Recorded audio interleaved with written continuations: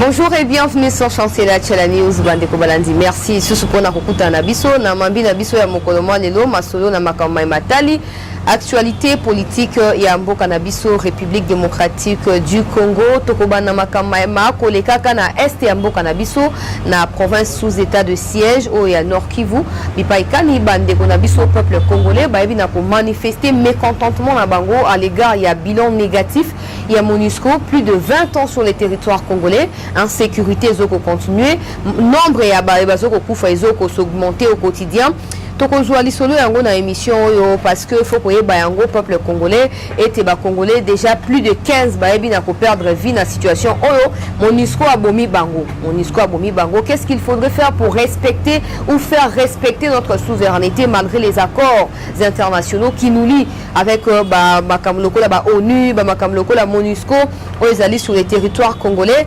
Tokoyeba pe na kobeta lisolo ya matata poni au peuple congolais lelo oyo cour de cassation à lobby était à renvoyer dossier à nouveau devant la Cour constitutionnelle au Azali mokonzi tope juridiction et sengeli koyeba na kosambisa matata ponyo nini yango sengeli kosa na niveau ya Cour constitutionnelle pour na éviter à ce que cette fois Cour a mis prononcé les sous et incompétente et puis koyeba na ko relâcher matata poto na bosenga penza ya koyeba bisika misolo wana ekenda pour IGF ko fanda ra boita banda ko sa peuple mombaloko la peuple congolais Kabundu à Kabundu peuple congolais na makambo soya lobaki Fachi incompétent pouvoir ya ba jouisseur alors cour de cassation nandila ya parquet na yango ayebi na kofungola dossier boyoka qui était mandat d'emmener topé invitation et tindamba qui est pas na Kabundu alors ami essayez mi présenter lelo est-ce que Kabundu ba kokangaye alors kokanga Kabundu est-ce que zali bonne idée est-ce que zali koyeba na kosa et la Kabundu campagne té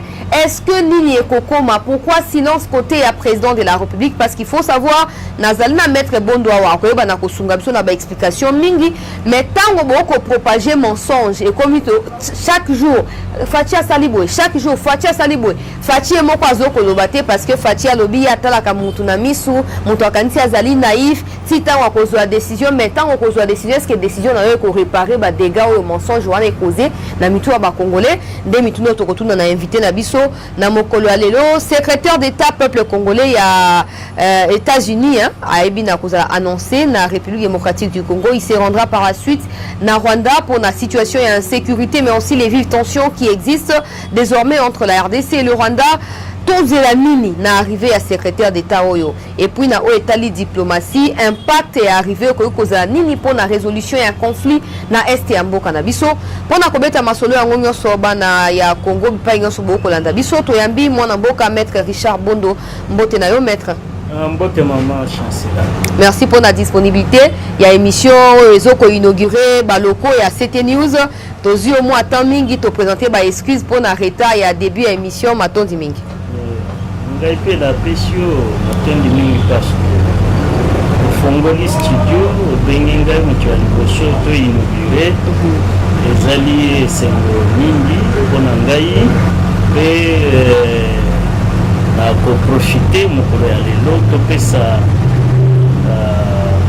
la condoléance na famille ya bandeko na biso ya est 15 personnes plus 4 du sud Kivu ça fait 19 personnes oyo MONUSCO aboni mais curieusement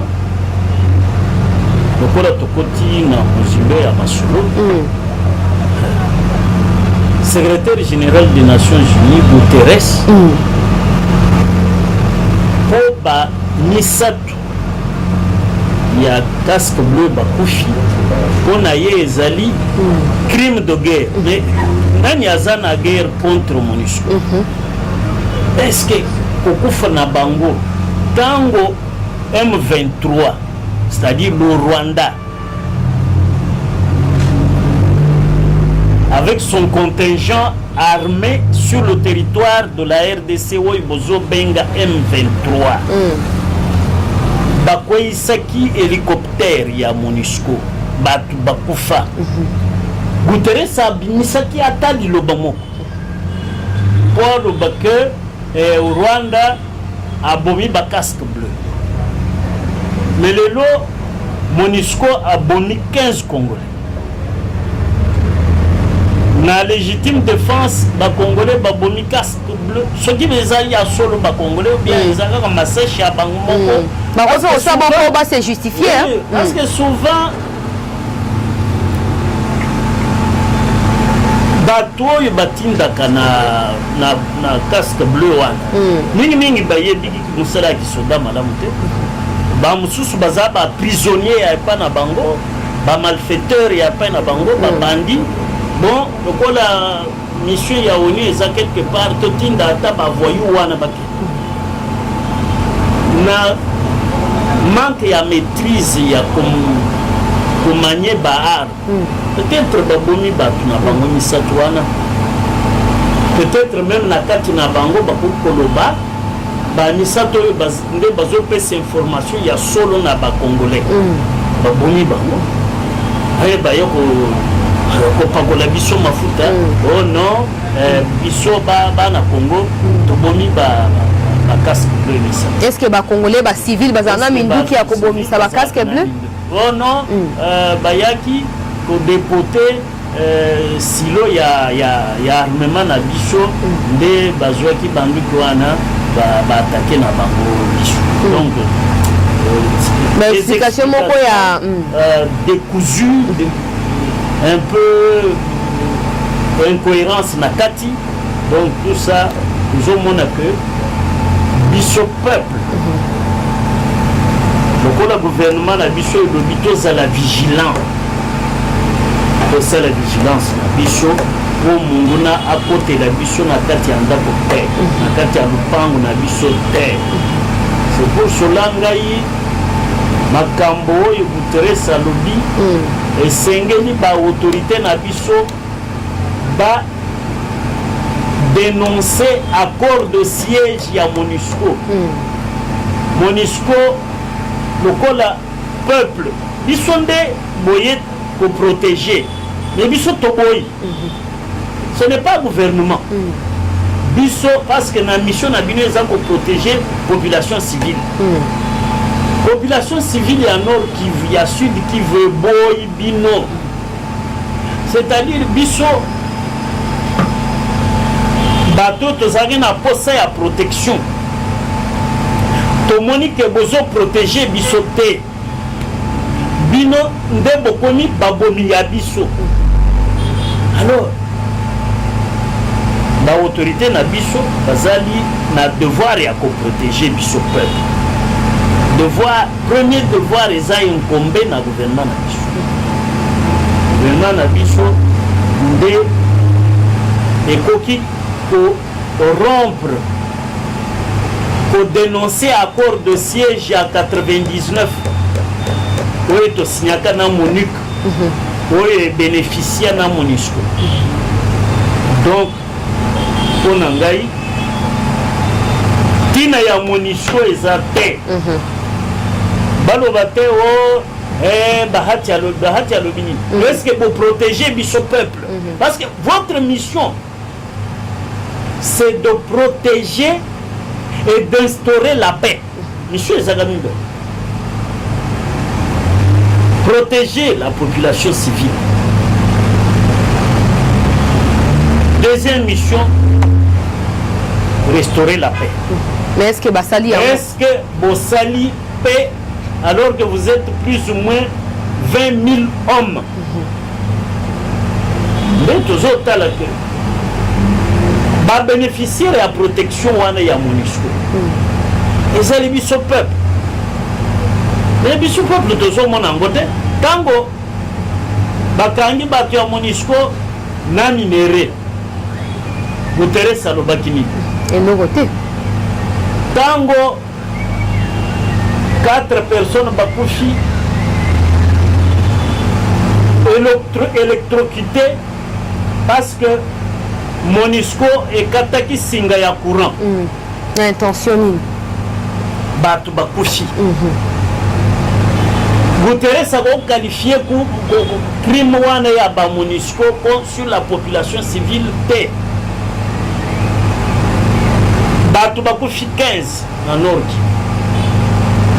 Comment ba 15 wana bakushi nde basali crime de guerre contre mort ya il y a 3 casques bleus. Puisqu'il y a une logique. Maître Richard, est-ce alors, que... Pour Nangaï, et Sengeli, tout dénoncer accord de siège Nabiso avec la MONUSCO. Et c'est l'accord il y a 99 qui signé qui n'a MONUC, Oyo est connu pour profiter na bateau ya MONUSCO. Mission Kakami Balé, protection des populations civiles, restaurer la paix. Mais mission Nyon Somi Balé wana échec total. Échec total. Ba déplacer même Banyon Subawe Bazalaki na ouest. Banyon Subakende est. Ba koti même ba Ougandais moko boye ba malfrat ba koti sans que toyeba. Oui, mais bango bazo koti sa bango. Boyokati sango dernièrement que na port ya Kalundu, port ya Uvira. MONUSCO e boyaki batu ya douane na ya DGM batale biloko nini ezalaki na bato. Pour y MONUSCO akomi nani na kati ya gestion ya mboka na biso. Oli azala na transparence et talaba ezaba arme na biso MONUSCO. Non. Matériel na biso ya MONUSCO, non. Bazo boya batu ba contrôler eloko nini eza na ba cargaison wana. Veut dire que barmo eza na komi ngomino. Eza na ba groupes armés oya ba étrangers. Eza na mboka na biso bango bazo coopérer na bato ya MONUSCO. Donc nous avons un problème sérieux que par exemple Nalandi Thierry Michel. Tango ba sengaki na rapport mapping va poursuivre ba 617 batoyo babandaki kobomisa ba congolais au tribunal moko eza gouvernement ya Kabila boyaki tribunal. Thierry Michel a lobi yango na ONU ou à Paris je crois il était je crois. Alors baki Thierry Michel. Mais gouvernement ya Kabila boyaki yango pona au tribunal eza parce que bango na Rwanda eloko moko nani na Rwanda gouvernement ya Kabila na Rwanda na ndenge nini pour le Fachi azawa na me tribunal on a ne salamité tribunal le gouvernement ya Kala boyaki il faut tout bander la négociation. On est en train de négocier pour l'installation d'un tribunal spécial pour la RDC. Parce que d'expérience, quand il y a eu question d'un tribunal spécial pour le Liban, c'est le gouvernement libanais, le gouvernement de Beyrouth, qui a négocié avec le Conseil de sécurité, Bangomi Balé, pour que le tribunal spécial pour le Liban, où est la Kamakambo, il y a assassinat, il y a ancien Premier ministre Rafik Hariri, le ancien Premier ministre libanais Rafik Hariri, par les Hezbollah, tant que assassiné, il y a gouvernement, il y a Beyrouth, na Conseil de sécurité, Bayokani, pour que le tribunal soit lié siégé na Liban et siégé na La Haye, na Hollande, na Pays-Bas. Nde atabiso soki tolingi to sala tribunal pénal ya RDC oyo kozala na ba juge ya bamboka ebele esengeli toyokana na ONU na Conseil de sécurité.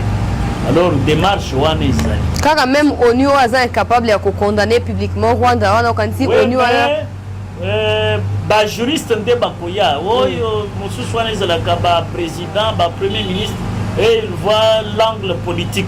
Mais ba juriste il y a ONU avec des juristes certains, disons d'un niveau certain, pas d'un certain niveau. Il y a nuance. Pas les juristes d'un certain niveau, mais des juristes de niveau certain. Il y a Congo, va sélectionner biso to pays na ONU to sololi n'a pas juriste il y a ONU tribunal école.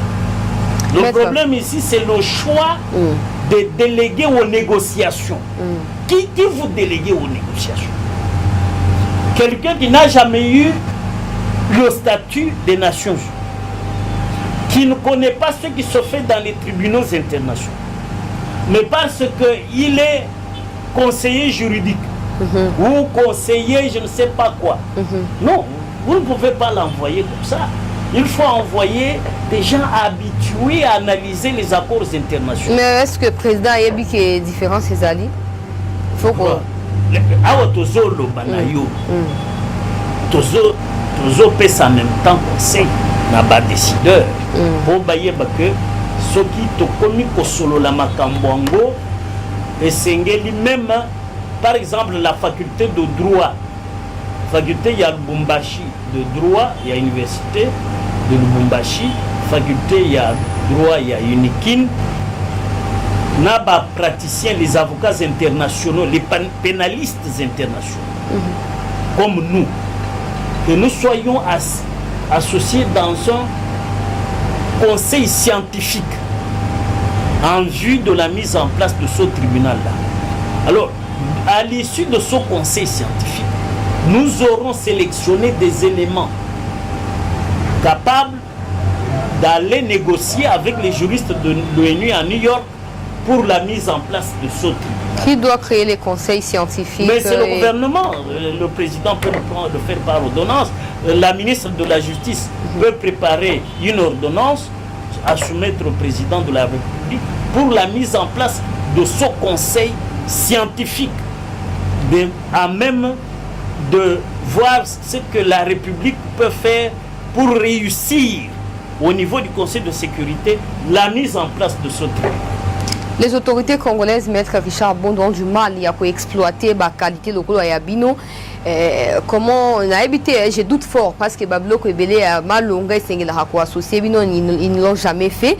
Ce qu'on a confirmé, qu'il y a déjà des démarches qui sont entreprises à niveau de l'instance et à miner pour l'obtention. Il y a tribunal où on a déjà les faits qui va créer nos conseils scientifiques où on a été. Qu'est-ce qui garantit qu'il y a aboutissement qu'on a heureux ou paisible? C'est pour cela que je dis toujours, comme mon confrère Nicolas Sarkozy, c'est un avocat, mon confrère Nicolas Sarkozy avait dit, avant de devenir président, je crois qu'il était encore candidat, il avait dit, toute nouvelle idée paraît comme une hérésie. Mais quand ça prend forme, les gens donnent raison à l'auteur, au géniteur. C'est ce que nous disons. Tout le monde ne peut pas réfléchir de la même manière. Mais il y a une idée qui germe quelque part. Nous disons, il faut un conseil scientifique où il y a la faculté de droit de l'UNIKIN, la faculté de droit de l'université de Lubumbashi et des pénalistes congolais, des avocats pénalistes internationaux. Nous nous mettons ensemble, nous allons lever un cahier de charges, dresser un cahier de charges qui nous permettra comme aide-mémoire ou un vade-mecum dans les négociations avec les juristes internationaux qui siègent aux côtés des membres du Conseil de sécurité à New York pour que nous puissions réussir ou accélérer le processus de la mise en place du tribunal pénal sur la RDC. Voilà, gouvernement, président de la République, conseil à Ophélie en Gobapesi. So bolingi qui beau atteindre objectif au bino bossa signer na Etali création et tribunal pénal international pour le Congo. Pour la RDC. Voilà. Ce qui boit na bossenga vraiment et puis si et seulement si c'est un besoin ou vous désirez. Mais c'est un besoin parce que l'ONU elle-même a publié le rapport mapping 617 criminels. Comment nous pouvons laisser passer ça avec 12 millions de morts? Non, Maître Richard, et puis par moment ça fait peur. Devant justice, donc je deviens réticent et je me dis bon, on va voir. Non, mais dans ce gouvernement, on ne voit aucun criminel. Le régime Tshisekedi n'est pas un pouvoir issu de sang. Comment on va trouver sous le régime Tshisekedi des... Bongo Mbosso Alobi, Oui, député a dépisté quelques députés, mais ne les a jamais cités. C'est ça le problème. C'est cette timidité, mieux, cette hypocrisie qu'il faut dénoncer. Parce que Mbosso connaît les criminels. Tapis au Parlement. Comment il peut taire leur nom? Il n'a qu'à les dénoncer. Mais il y a aussi des causes et tribunaux. Pourquoi aucun tribunal ne fait saisir le dossier pour... Il envoie au procureur général. Et pourquoi les procureurs ne lui posent pas la question sur la situation? Non, ben, tu as annoncé, ok, d'accord, c'est quoi la suite? Peut-être qu'il y aura pression et il va finir par transmettre une liste. Mais c'est encore une bonne idée. Que, comme nous en parlons, le procureur général, après la Cour de cassation, peut adresser une réquisition d'informations au bureau de l'Assemblée nationale pour l'identification des députés criminels. Voilà, tozonga maître Richard, tozonga sikona likambo à MONUSCO. Est-ce que attitude il y a Antonio Guterres ezako s'expliquer par les faits que même ba autorité na biso moko baza incapable à condamner publiquement MONUSCO comme ça aligné à enfoncer biso davantage. Déjà le fait que le Conseil de sécurité a renouvelé un mandat à MONUSCO de façon unilatérale, est-ce que ba considérer biso vraiment, est-ce que partenariat on est allé gagnant bon tout ça là bongo ils n'ont rien à nous faire. Maman, Nazalaki na humanité. Dans les années 73, 74, Nazalaka dissertation. Professeur Nabiso Azalaka français. Il a appelé ça dissertation sur l'ouvrage d'un prêtre burundais, Michel Kayouya, qui avait écrit en 71 un livre intitulé Entre deux mondes sur la route du développement. Dans son livre, il émet l'idée que pas de compétences, pas de développement. C'est-à-dire, qui vous envoyez aux négociations? Pourquoi le tiers-monde échouait toujours dans les négociations avec les grandes puissances? C'est que les délégués des pays du tiers-monde, quand ils arrivent dans les palaces, pays du tiers-monde, on a faut que le on a moi lingala. Pays oyo, ezali na bozui mingi te lokola ba Europe, lokola ba États-Unis, ba Canada. Na Japon tango ya kala après la Chine ekomi ba Inde ezali Afrique du Sud de Koti Brésil pe Koti tout ça ekomi ba BRICS mais biso ya tellement de zabatu ya conférence ya Bandung, c'est-à-dire les non alignés tango wana tozokende ko négocier na ba grande puissance. Délégation na biso premier jour bazali, mais mukolo ya décision bango bazali na ba boutique pour basomba ba costume, décision ezo zouama sans biso mais pour na biso mais ekota la biso pe mais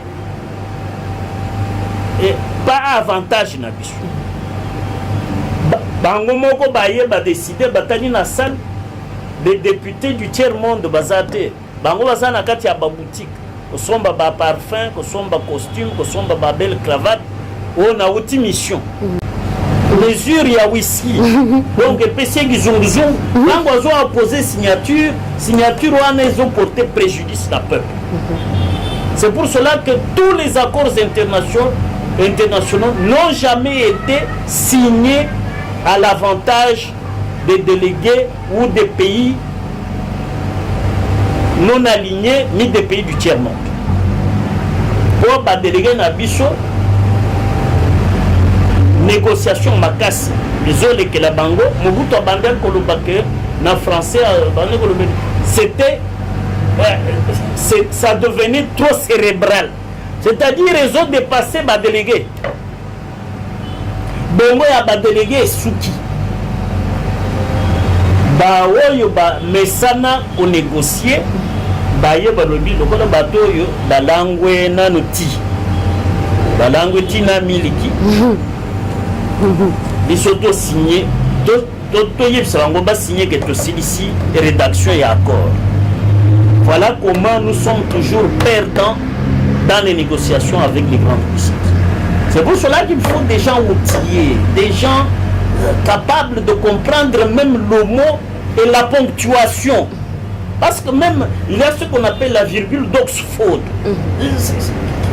Yo, kanisi, énumération, yo, ezayango, ezandengamoko. Non, tant que bâtier, virgule, il y a avec E. Ce qu'on appelle la virgule d'Oxford, signification est changée. Mais yo kanisi ezaka énumération d'engemoko. Mais moi il y a après virgule et nuance nango eza mususu. Mais batouan na maître Richard. Ça oui. Kabunda lobi bolingi koyoka kabunda bobi kabunda zo boena boy. Maman. Te maître tozonga makambo kabunda to côté lango plus tard mais nani kana lo baboy. Bato ya motu ya oyo zo ko mentionner awa o esengeli ko négocier na ba niveau ya likolo bato ya mayele o ba interprétation même ya ba virgule o ko tanga awa ezo ko échapper na bato ebele bato ngo ba kozwa bango wapi.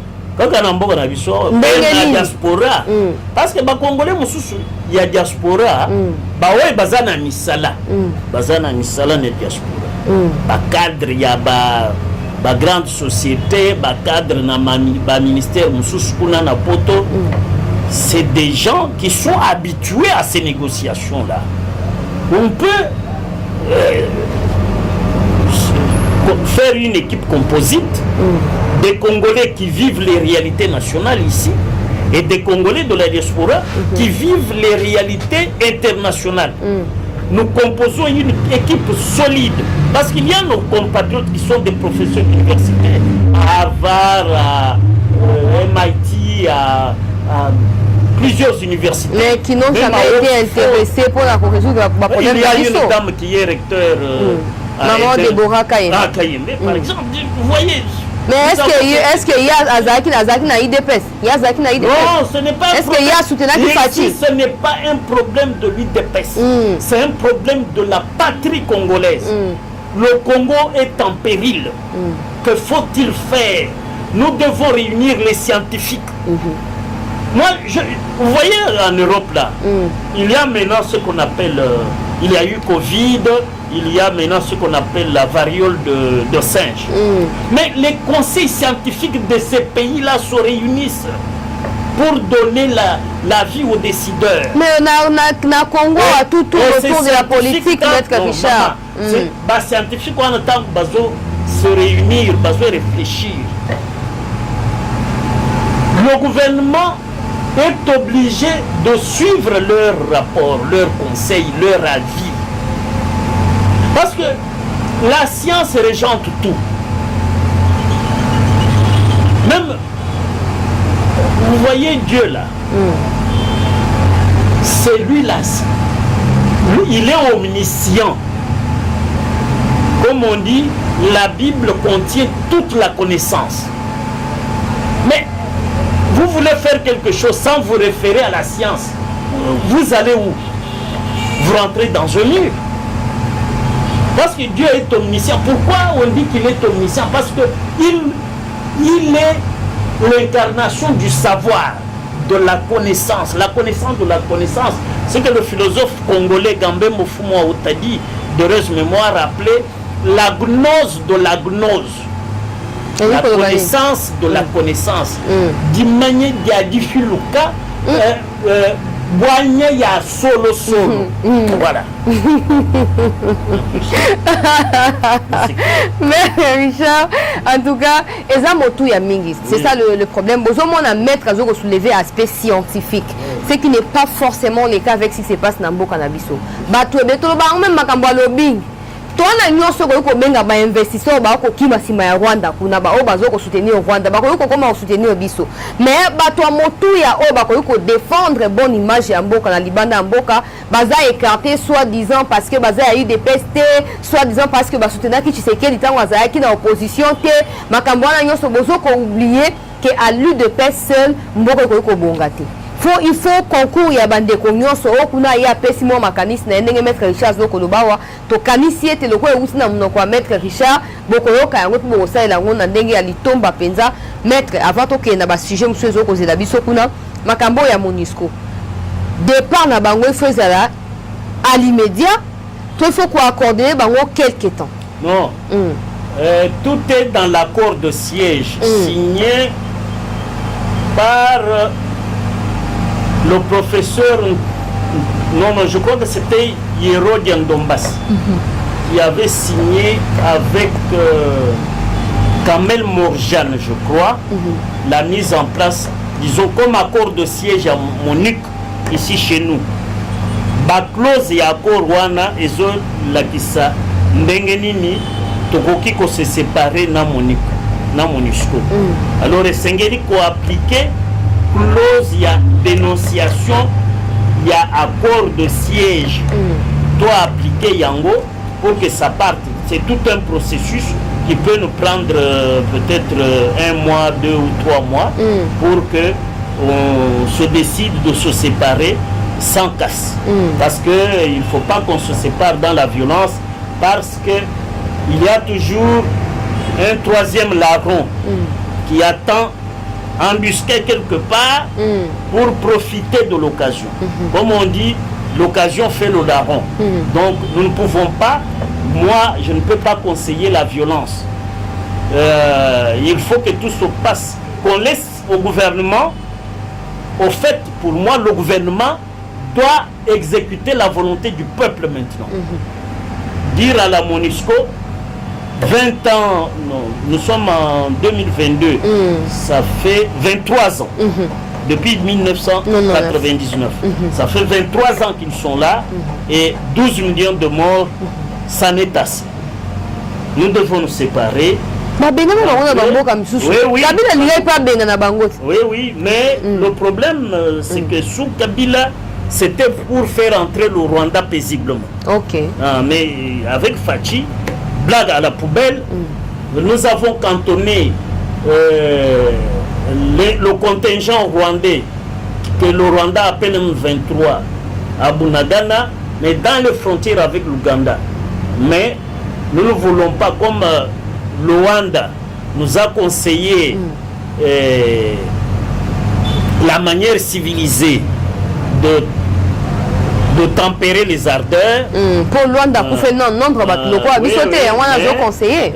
A conseillé Bisso, petit wana, il y a contingent rwandais, Oyo Kagame Azobengem 23, et puis je refuse que nos autorités utilisent encore le terme terroriste pour le M23. Qu'ils appellent ça le contingent rwandais. Que le Rwanda nomme M23. C'est ça, c'est des Rwandais, il n'y a aucun Congolais là-bas. Parce qu'un Congolais sérieux, Massouzou, général, c'est un Tutsi. Mais pourquoi il défend la cause congolaise? Alors vous prenez le contingent rwandais, vous dites non, c'est des terroristes. Vous les assimilez aux groupes armés congolais, c'est des terroristes aussi. Nos groupes armés là, les Congolais, c'est des terroristes. Parce qu'ils tuent, ils égorgent, ils pillent, ils font du n'importe quoi. Mais là, le M23 est composé de Rwandais. Comment vous pouvez dire que c'est des terroristes? Des terroristes congolais ou rwandais? Il faut dire contingent de l'armée rwandaise sur notre territoire. Pour moi, c'est parce que le vocabulaire, chaque mot, la sémantique est importante. Nous ne pouvons pas, je vous ai dit tout à l'heure, d'un certain niveau et d'un niveau certain, il y a nuance. Maître Richard, Lelo Oyo, bakenda kito tso moi parenthèse muketo fungola pito kangaka na 1 minute moi ya no mokuse bakei na Luanda kuna na Angola mokonzi na biso Faci akei po azana bosenga ya solution po yende bazoko bundisa pa na Rwanda. Kagame wazolo bakeli likambo ya M23 ezali un problème congolais qui doit être résolu au Congo. Akei na Angola ko sala nini po yoza M23 te biso to na problème na ba M23. Mais c'est un indice sérieux de culpabilité dans le chef de Kagame, comme celui qui arme son contingent, qu'il appelle M23 congolais. Non, c'est son contingent rwandais qu'il a armé sur notre territoire pour piller nos minerais, pour tuer les populations congolaises, de peupler l'Est, ou en vue un jour de peupler cette partie de ses propres Rwandais qui vont exploiter nos minerais pour enrichir le Rwanda, l'Ouganda et tous ces pays mercenaires qui veulent venir chez nous.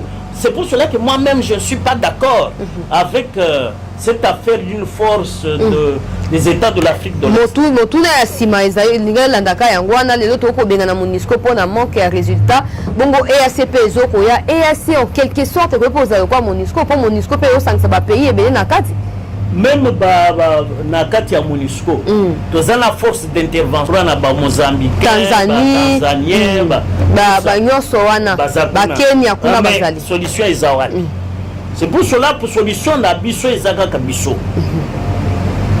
Armée na biso elakisi que Rwanda kos. Vous vous rappelez na tango préfet ya Kagame azalaki yao. Préfet. Ya Kagame. Oya azalaki yao. Oui, a sali remise et reprise avec le président Faci. Maître Malembe. Préfet maître, biso ngana kuka ba langage codé te maître.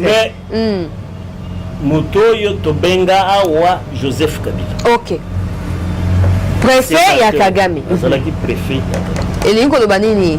Nuance. Yo sio mona tangu bazokende ko makambo ya Congo, ba chef d'état mosusu baye Kagame soki ye wana azalaki Kagame azalaki te pona nini po moko asala office ya oui ayebi que préfet azawa maître Richard oh likamonini ozobi misao non mais c'est ça oh mais après ko zape empêcher to moni ba ya wana ba mais pona nini lelo ya Faci ye Faci ya kei ye il faut aza suku ba occupation est diminuée akoyi ko ya na crise kotikuna depuis totie état de siège crise côté panayo muto baluki sika parce qu'avant il était tranquille au réseau kota kolta izokota ba minere ndenge na ndenge bois na biso ya forêt kotikuna bateki commission ezongeli Rwanda ba assise ezongeli Rwanda biso wa tozo me la peine entre temps bango bazana milliards na ba paradis fiscaux wolo ba Panama Papers menda lobi muto ako prononcer Panama Papers makala donc tout ça ils ont un problème ndelo lobo yoki que na Suisse kuna na France ba komi enquête ya World Up Congo et bandi déjà kuna donc to koyeba nani ayibaka mbongo na biso tomoni même Kagame a renoncé na accord ya yena Boris Johnson alobi na kokoka lisusu koyamba bato oyo lobaki babondisaka mopepe ya Saint-Esprit te babondisaka mopepe ya Saint-Esprit te moto okoya omoni Boris Johnson soki na septembre akei bongo partenaire mosusu ya Kagame azana tout le vent tourne contre Kagame. Mboga na ngai za muke. Mais ozobengisa bapaya baya kufanda wapi? Kufanda wapi? Ba kutu ba bima habi kubaya ya génocide bazonga te. Des mercenaires de Daesh. Ba renforcer ADF Nalu sur notre territoire. Non. Kagame yambala oyo nzambati a tourné mon Congo contre toi. Parce que tu as fait trop de mal, trop de crimes. Alors, à un moment, Dieu a dit et que l'âme n'angaï, bana Congo, banyokwani trop na Kagame. Alors, règne à Kagame ici. Maître Richard, moi, bah, mesures préventives, on ne sait jamais dans la vie. Ce qui bateau ya EAC baye et là on continue Sengeli ko ça la poto retomber dans le dossier à MONUSCO côté. Non, et Sengeli kaka ko armé sérieusement équipé nos forces armées. Ce qui et puis commandement c'est la nabiso, pas Kenyan. Moi pourquoi ce pays-là ata bazana na crise bango ba invitaka commandement militaire ya mboka mususu tomoni a Ukraine azana problème a invité commandement militaire ya France ya Allemagne ya Pologne non quand ba militaire tomoni même un ancien président de la République pour soutenir oye a bengani na pouvoir alaki sokoto aye kwa bunda pona ekolo et pas biso wa ezali kambo Félix a signé par rapport na Kagame to kota ngote non vous savez maman au moins c'est pour cela je reviens sur l'affaire du conseil scientifique ba scientifique bazala objectif mais ce qui moto alobi je suis professeur d'université azali subjectif, c'est-à-dire il y a un niveau, il y a jalousie, il y a haine, il y a bas instinct, wana tolanda maloba na yete. OK. Et sengeli tolanda ce que yoki balobi par exemple Didier Moumengi alobi. Landa. Kalele alobi. Yokaya.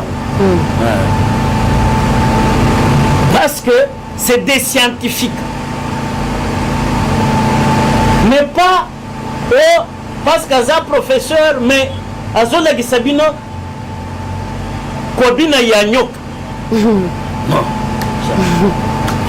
Maître, en tout cas, bah, pas la responsabilité, Zali. Et Kabouani, la situation, tout le monde a dit que nous sommes si à Sengaito Sangana pour la bitumba, mais responsabilité à mon tout y a des alliés à mon kondiamboka. Tout le monde a tindi Gizaro, à Keina Uganda, à Kutanina Museveni, tout le qui m'a l'obaya Museveni, mais les Congolais bazali qui choqué. Comment on a que bato tout baebi que Museveni na Kagame bazali elo comme on ndenge ni mokondi facha ko yokotinda bato e pa na Museveni ba ke ko luka conseil na e parce que sans y solution ko yokozwa mate. C'est ce que j'appelle la doctrine Tshisekedi ou la théorie du fisseur.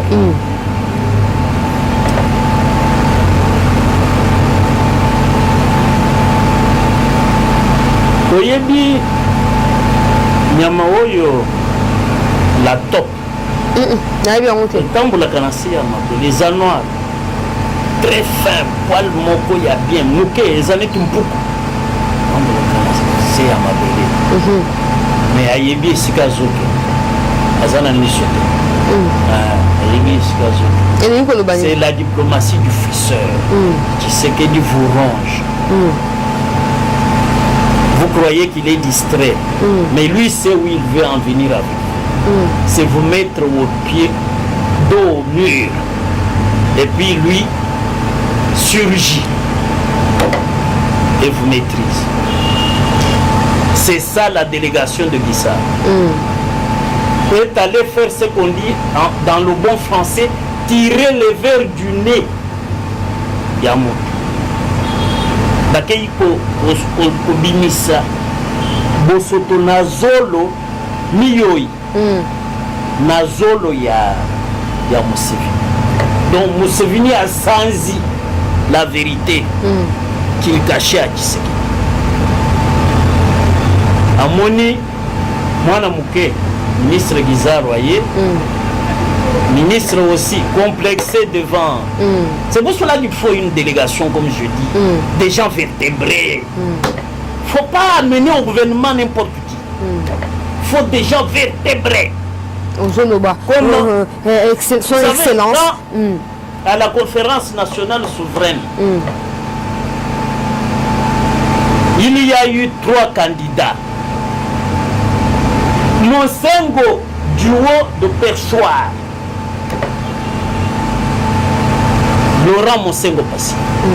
Il dit aux honorables conseillers de la République, c'est comme ça qu'on appelait les conférenciers, il leur dit, il nous faut un premier ministre vertébré, alors qu'il y avait 3 candidats. Etienne Tshisekedi Ouamoulou, candidat premier ministre. Thomas Kanza, candidat premier ministre. Un ancien secrétaire général à la retraite, Bompenda Bonkoubou. Vous avez 3 candidats, mais il faut que le premier ministre soit vraiment invertébré. Monsengo Passigné disait ça aux conférenciers. Et le vertébré était qui? Etienne Tshisekedi.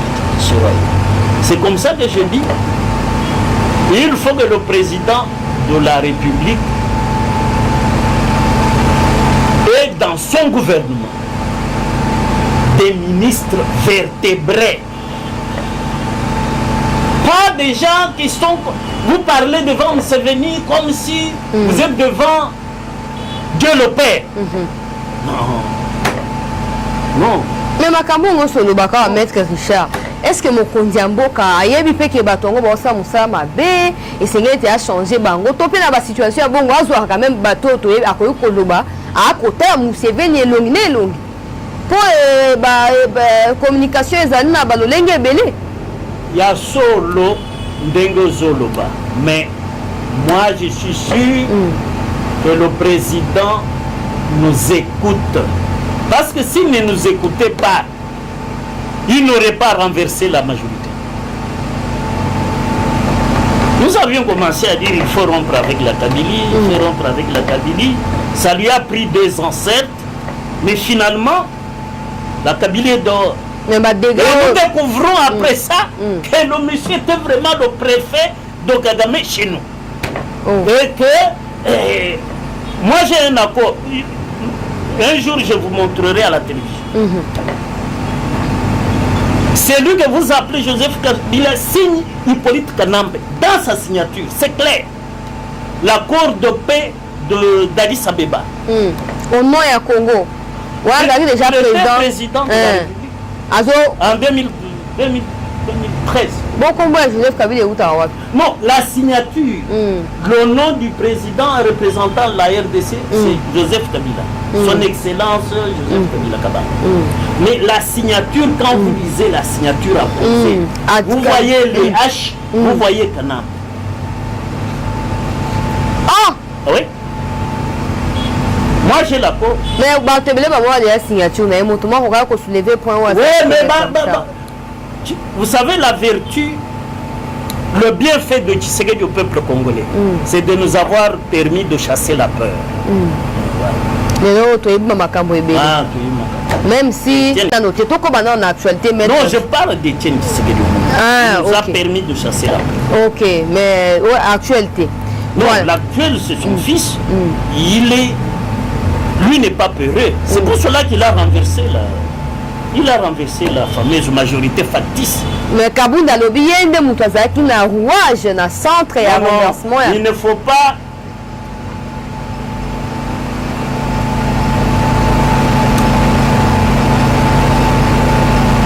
enfiler le veste d'autrui. C'est tout ce que je puis dire à ce stade. Bon, ton compte dans Makambo Kabouz dans 5 ou 3-4 minutes. Antonio, secrétaire, il y a secrétaire d'État américain à Zokoya na Congo. Blinken. Akoya. Arrivé au changer ni maître Richard. Ça fait plus de 20 ans. La diplomatie agissante. Disons agissante. Il y a Félix Antoine. Parce que par la diplomatie de Fachi, le Sénat américain, dans une commission qu'on appelle commission, je crois, de la défense, a demandé à Blinken pourquoi vous alimentez Kagame en armes alors qu'il sème mort et désolation, preuve à l'appui, les preuves là qu'il est fourni, si ce n'est la diplomatie de Fachi. Donc, l'Amérique a des preuves que Kagame tue sur notre territoire. Pour aller tirer les oreilles à Kagame. Mais Obama en 2013 a bien un téléphone. Et rassurer Fachi que maintenant la paix revient chez vous. Combien de fois les États-Unis ont déjà émissaires, envoyés spéciaux, tout ça, mais si les Kagame non, maintenant c'est le chef de la diplomatie qui vient nous parler pour nous rassurer que Kagame ne ferait plus rien, et je vais le rappeler à l'ordre. S'il continue, on va appuyer le processus du tribunal pénal international sur la RDC et lui sera peut-être le premier prévenu. Maître Richard,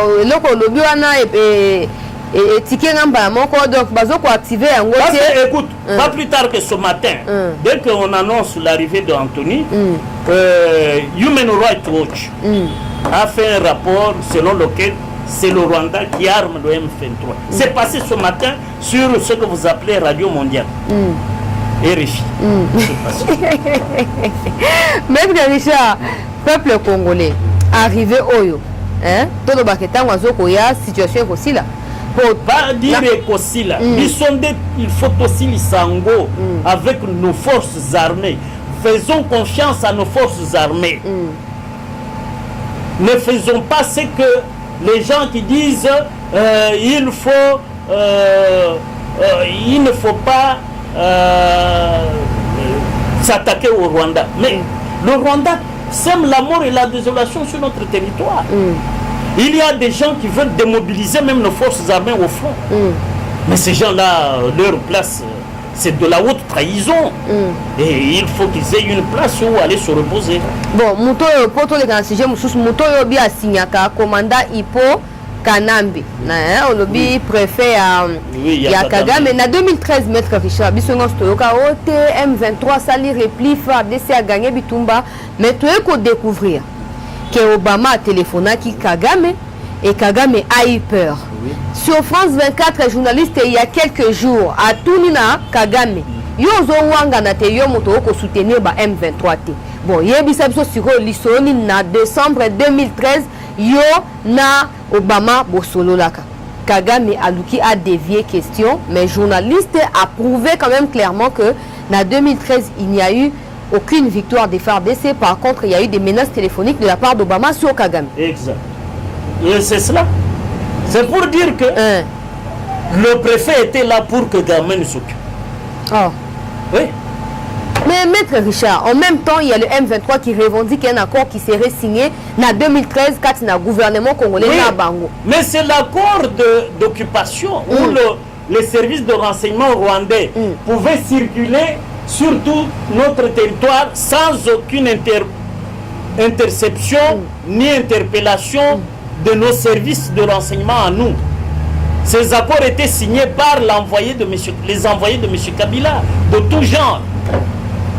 Donc, comment qui peut deuxième pays, donc Rwanda, là, circuler librement. On était un peu le Congo belge, Rwanda, Urundi, version 21e siècle.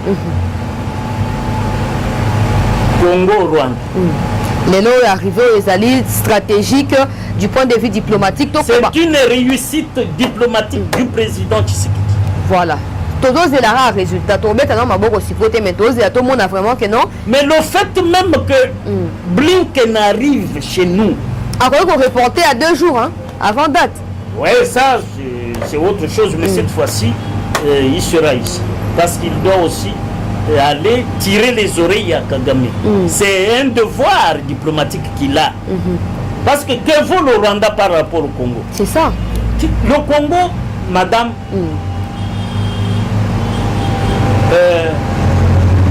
ezali épargne et sika humanité a bombi bozui na ye pour vivre.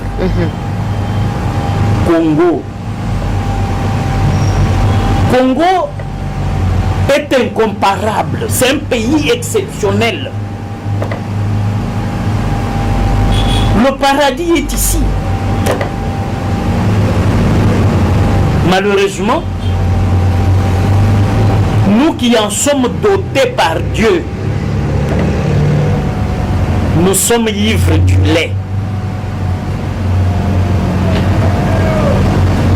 Et nous permettons même de trahir ce paradis avec les ressortissants des pays minables. Mais le leadership malamu ambongo alobaki ambongo alobi ambongo alobi leadership ezali avéré na Rwanda kuna. Ambongo est-ce que c'est un intellectuel? Oh Maître Richard, il est très topé, non intellectuel, poste Maître Richard. Parce que Ambongo avait demandé au président Tshisekedi de s'émanciper de Kabila. Tshisekedi réussit. Aussitôt, Ambongo occupe la place laissée vacante par Tshisekedi chez Kabila. Donc, c'est une stratégie alors.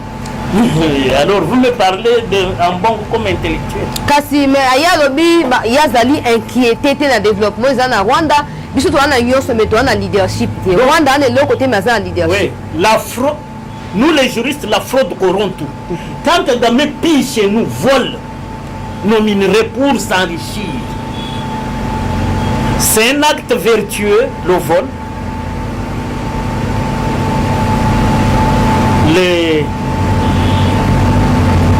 Est-ce que le vol est parmi les 8 béatitudes ou les fruits de l'esprit? Lui a fait la théologie. Je le renvoie seulement à son magistère. Au moment où je vous parle, quand il aura vu d'autres émissions ici, il va me quitter. Je suis sûr.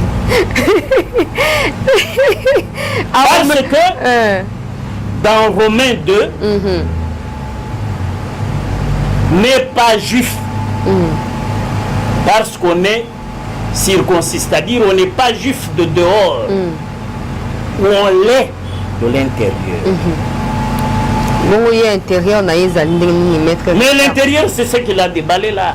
Il admire un tueur, un intellectuel. Mais est-ce que tout le monde, Maître Richard, question, tu as vulgaire, tu as bon, mais bon, est-ce qu'il y a un bon problème na Félix Tshisekedi Toyeba?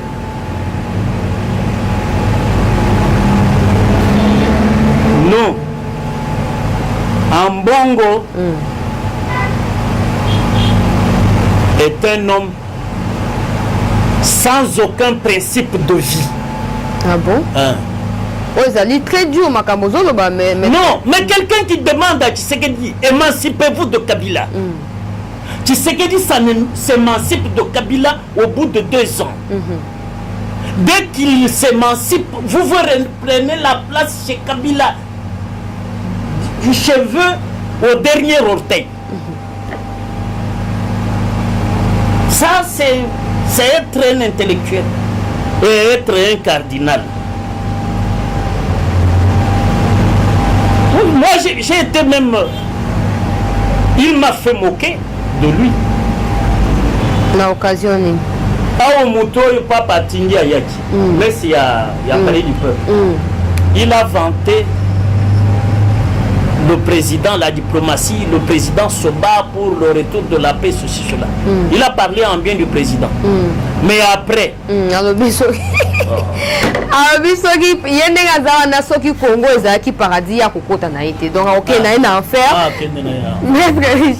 comprenez à quel type d'homme vous avez affaire. C'est pour cela que je le renvoie à son magistère qu'il lise Romains chapitre 2, 9 à 10.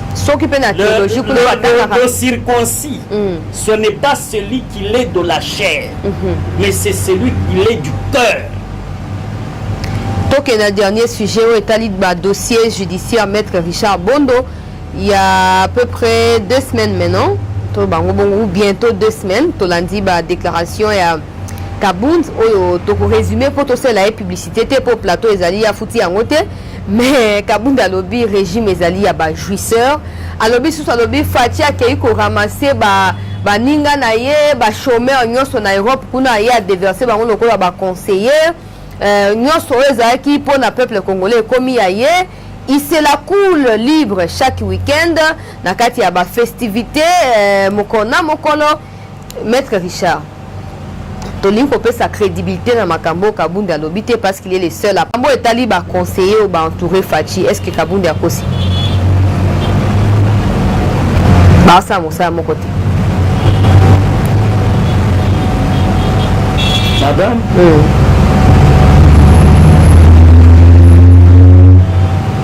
pour avoir sélectionné les incompétents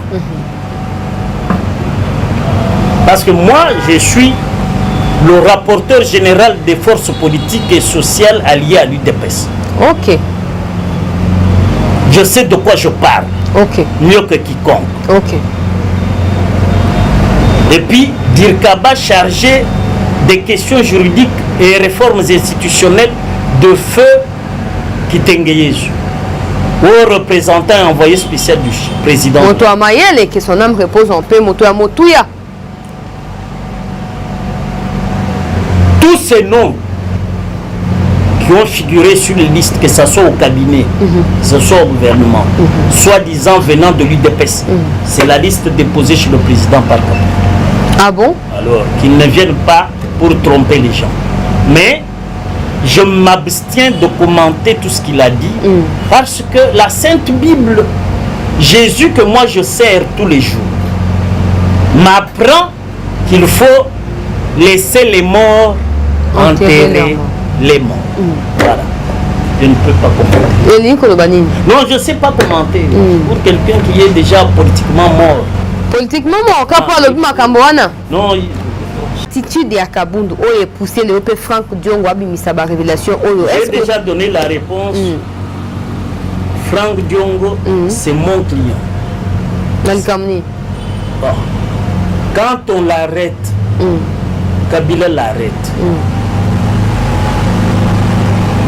Le fait tabasser à mort, on l'amène à la cour de cassation sur civière. Le patron du collectif de défense de Franck Diongo, c'est moi. Comme c'est mon client, je ne sais pas faire des commentaires sur ce que je considère comme la vacuité de la parole. C'est-à-dire une parole qui est sortie un peu dans l'inattendu. Voilà.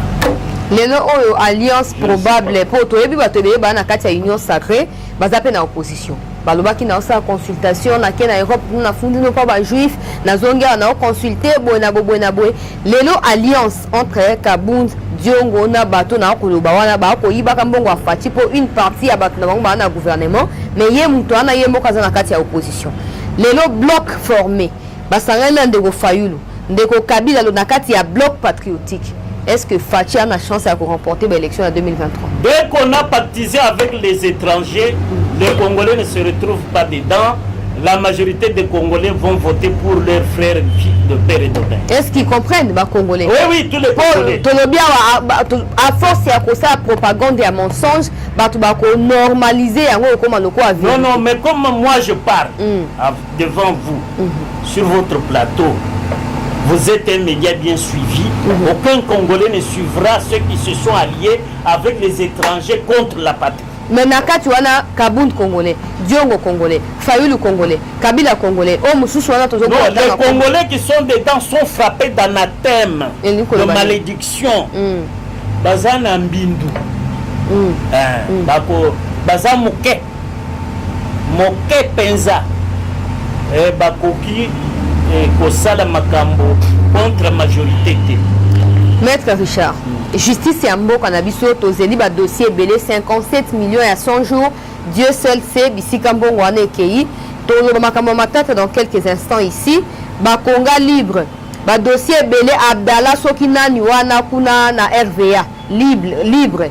bato ebele libre justice atikali koéclairer biso na badossier ya malonga te lelo oyo arrestation ya Kabundi ezali une bonne chose ou une mauvaise chose parce que je note ici que il faut comparaître lelo maman total elananu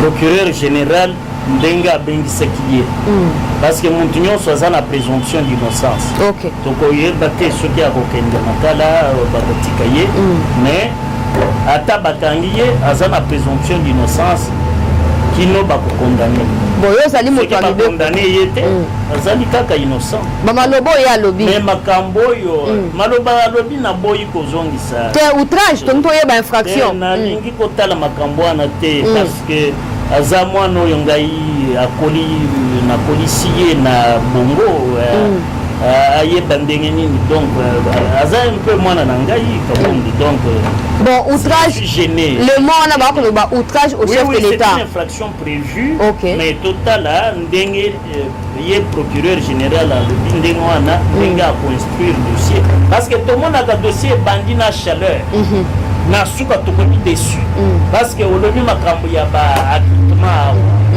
justice ebimisi bato nyonso mbongo mais mbongo eske ezongi na kesi voilà donc peuple azoluka résultat azoluka baspectacle te soko makambo ya kobimisa na chaleur mpo bayeba ke procureur asali non kende nango ntina suka osoutenir action devant cour na ndenge ya bien bamona ke bato wana basalaki mbeba oyo bakanga bango mais soki moto akei ti zunguluke o abini mais mbongo eza wana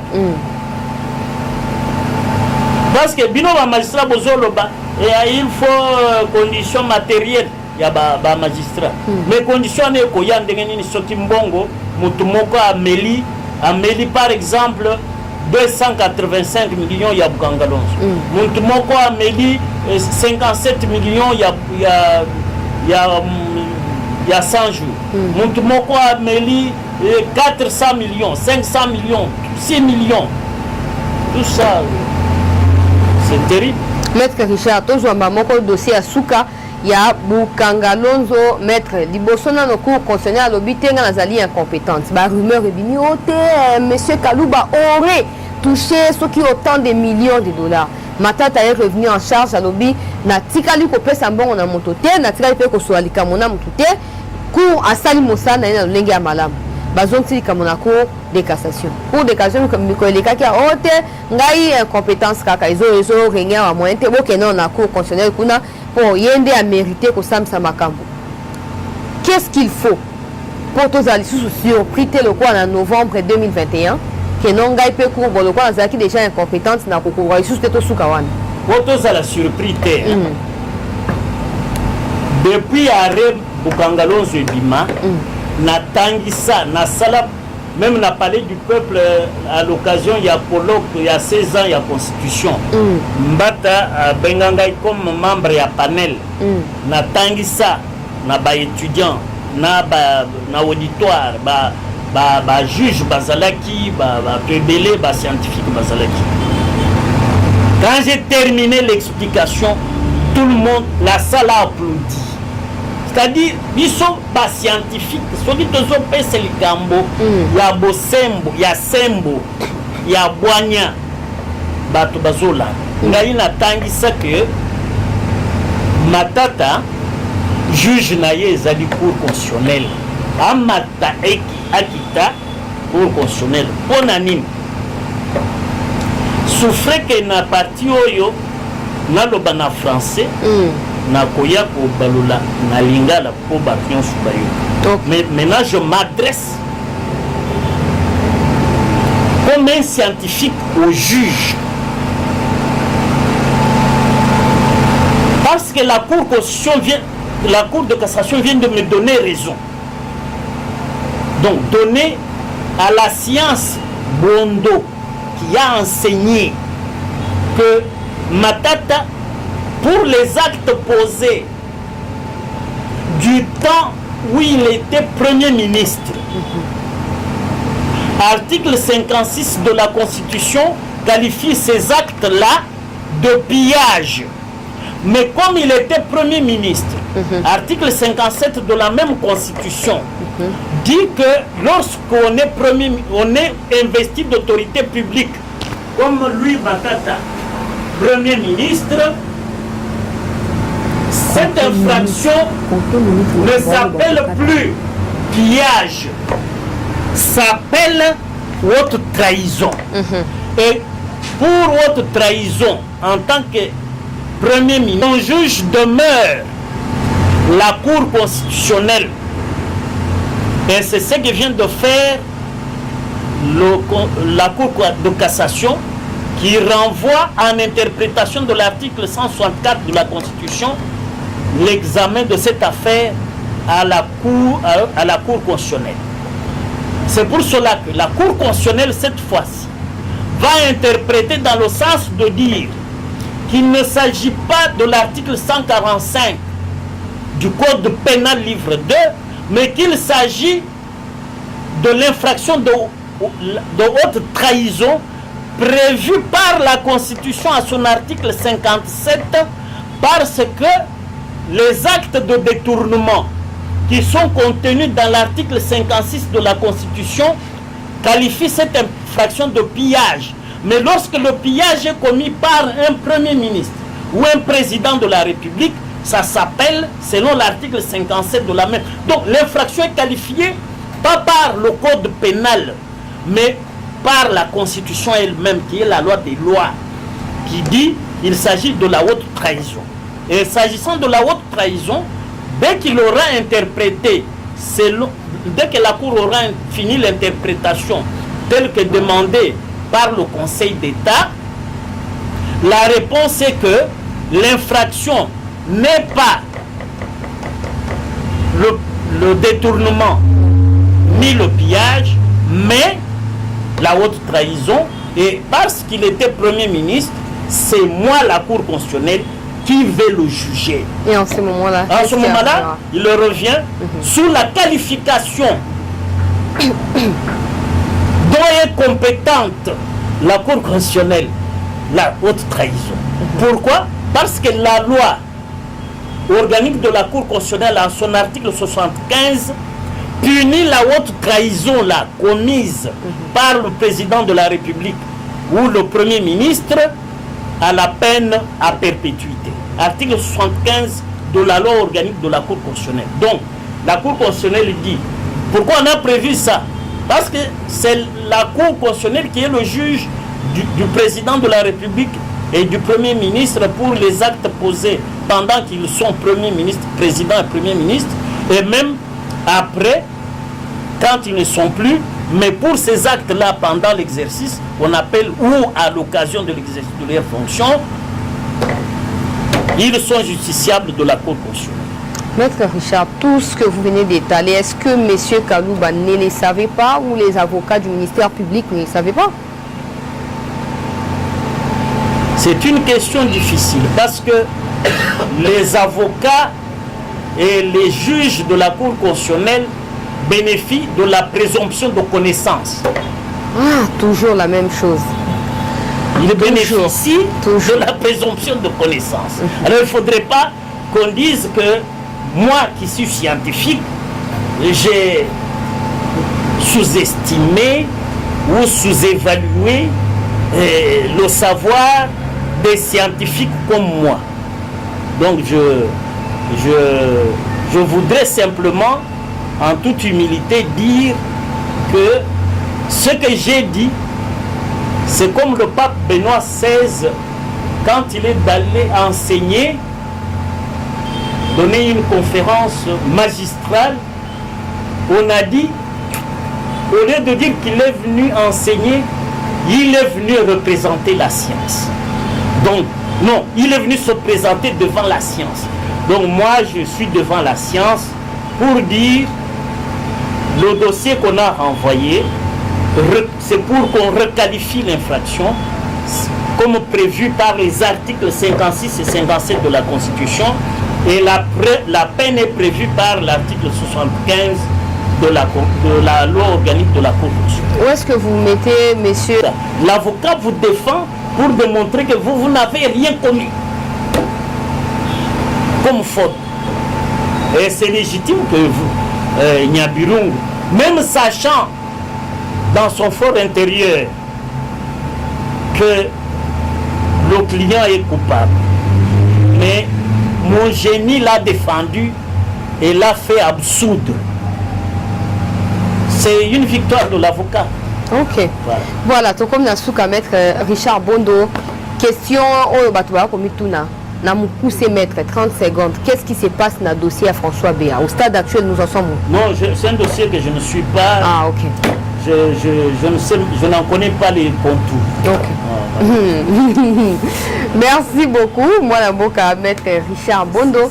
Donc, au Pesayo, Lilobaya Yasuka, a adressé moi un message pour éviter Mingue, mais on rappelle que déjà le fait, si on suppose que Bati a lobby population ayo qui sait que Bati c'est aussi un leader. Na côté na yekuna, c'est que Bati peut ayo kamaka. Sauf que je ne pense pas que ça soit le cas.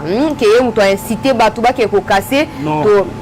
Non, non. Vous savez, maman, Batouba lingaga ko pelisa makala ya na mupepe pamba.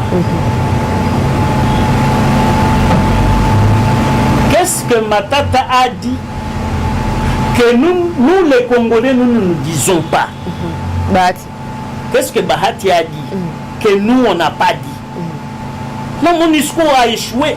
Maman, bateau na bazar ceux qui 21 000. Balongoli bango na ouest. Congo central, Kasai, Kuna, Équateur. Bokende na est. Boche Kimia. Mais on continue de tuer. Eux, ils sont dans le trafic de nos minerais. Ça, c'est connu. Alors, quand Bahati dit, devant un de ce drame, peuple a lobby MONUSCO et que moi, je suis élu du peuple. Je suis sénateur, je représente ma province. Je suis dans cette province. Donc lui n'avait pas le droit de dire, comme vous demandez le départ à MONUSCO, Ngai Moponami na bino, Nazalina avec bino. C'est son droit, vous pouvez le dire.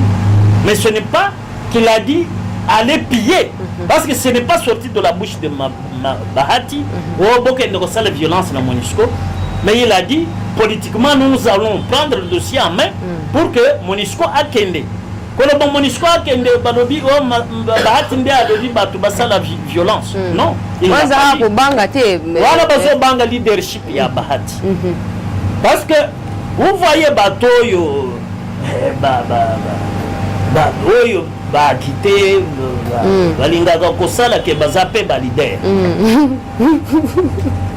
Alors, les gens peuvent profiter na bozo bawo ya kituma. Oh non, ngaipe na zalider lokola bahati azo salangai ombrage na booster makam. Na baby selaye. A baby cité parce que peuple azo loba. Ils sont aux Hollandais bahati. Le problème c'est que tu sais que Etienne avait dit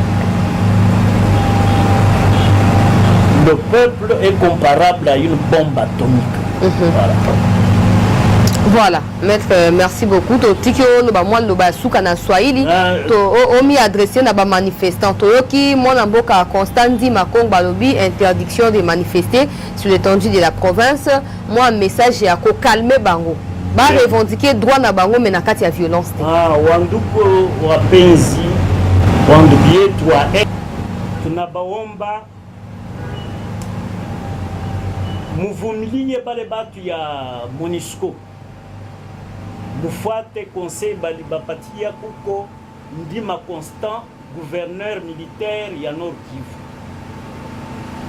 Tutabafuata ba autorité juu ile passe ile matata yote muko nayo ni malizike. Mungu asifiwe. Voilà, merci na bandeko ya Est, topé ya Nord Kivu, ya Sud Kivu, tozali na bino elongo, to présenter ba condoléances na biso na ba famille ya bandeko yo bazali éprouvé et boye bake tozape kaka mutu moko. Oui. Mutu obangisa biso azate. Monisco ne akanga bisaka na ya kokende. To ba congolais to tika ba congolais. Oh Grimace, oh Antonio Guitekui, tout ça, tout ce que vous voulez là, toi na mboka na biso. La Monisco aye oui to signer ba partenariat, mais la Monisco soki partenariat n'est commis improductif. Pourquoi va forcer surtout accepter Monisco? Au président de la République, je pense qu'il est temps de saisir l'occasion. Il y a cause si ma peuple, c'est simple, maître Richard Alobiawa. Population qui faut protéger Alobi, aligner sous protection la communauté. Bokanga bisaka, bokende. Ce qui va boy, ce sera alors clair que la Monisco est aussi à la base de la sécurité. Ok, nous n'avons rien à perdre dans tous les cas. Mais ce qui vont forcer, vous allez attester la déclaration et bande konabiso pe biso no ba congolais auto ko yeba ete banda bozawana et loko isala maté. Ministre à changement de narratif Bongisa Elobeli. Bongisa Elobeli. Ce qui va tout le pas na mutu Monisco, tika mutu Monisco à répondre. Toi na kati ya démocratie, état de droit pe yangwana, mutu na kati ya liberté na mais tout en respectant les lois de la République. Ce qui mutu a violé mobeko to empêcher atuna mutu na pona nini. Monisco okonzabi sauté. Monisco azali pe Congo pété. Bakanga bisana na bango bakende. Et puis je ne suis pas pour défendre Bati, mais je pense que Bati on est pour rien. Bati a dit tout, on sait que tout le monde pense tout bas. C'est tout. Et nous espérons bien que l'autorité va saisir l'occasion pour calmer la situation, pas en interdisant des manifestations publiques, mais par contre en cherchant à tout prix les départs paisibles de la Monisco. Basi babo mingi, basi basali mabe mingi, tolingi sous matela. Basi mbongo pe belé na trafic à minerais. Bazoko voyer ba kobat batiena ba pine ya mutuka. Bakati na ngona Uganda bakeina yango. Wana Guterres ezali crime te za le côté nzamba limbisa masumu ya Guterres na batunaye. Merci na peuple congolais ou alanda kimso na émission yo boti ya bino makanisi na commentaire to sepela koyeba o bino pe bokanisi na ba sujet o to ko aborder wa merci na ndeko Bertin za ki sima ya caméra pour na ko réaliser yango merci na ndeko